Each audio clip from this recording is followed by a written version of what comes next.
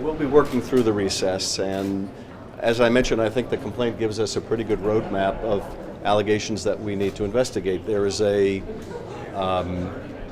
whole host of people apparently who have knowledge of these events that the whistleblower makes reference to. Now, we don't know how many or any of them that have already been interviewed by the Inspector General. We will be having a subsequent hearing with the Inspector General, which we have requested, so that we can determine what he was able to find in his preliminary investigation.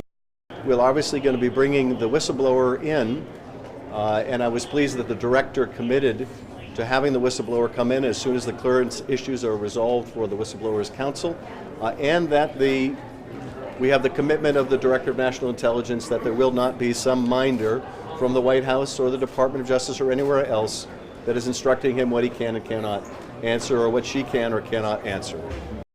We want to know what role Rudy Giuliani had in all of this. We want to know what role Bill Barr had in any of this. We want to know what Ukraine understood was expected of them before they even had this July phone call with the President of the United States. So we know what we have to do, and of course we'll be guided by the evidence that we find along the way.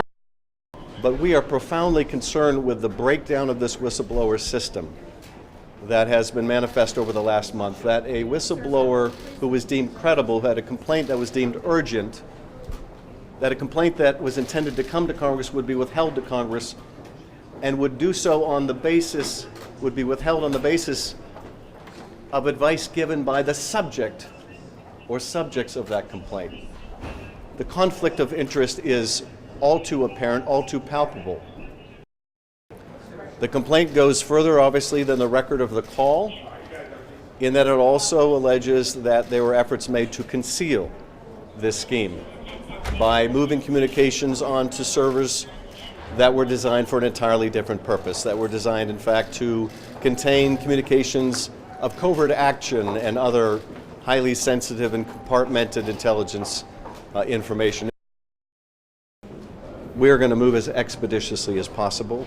Of course, it's been the history of this administration prior to this very graphic exception of the publishing of this call record and the provision of the complaint, the declassification of the complaint, that this administration has attempted to obstruct our inquiry in any way and in every way.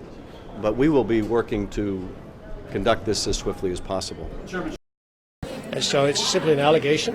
The prosecutors on the other side did a good job of making judge and jury of the allegations. But, the witness said all the information's out there, so everybody gets to read for themselves and make up their own mind. I mean, but is this build an impeachment case, in your opinion? No. Why shouldn't the committee talk to the White House lawyers who allegedly, according to this complaint, were trying to conceal this information from getting out into the Congress? Committee, led by Emperor Schiff, can investigate whatever. And I'm suspecting that he was laying the groundwork based on the last 20 minutes of conversation with a witness, rhetorical conversation with a witness, that he's simply laying the predicate for why the committee should investigate these allegations. And you're okay with that? Yeah, we're part of the committee to make that happen. With the president, are you concerned that this could be back into the 2020 elections?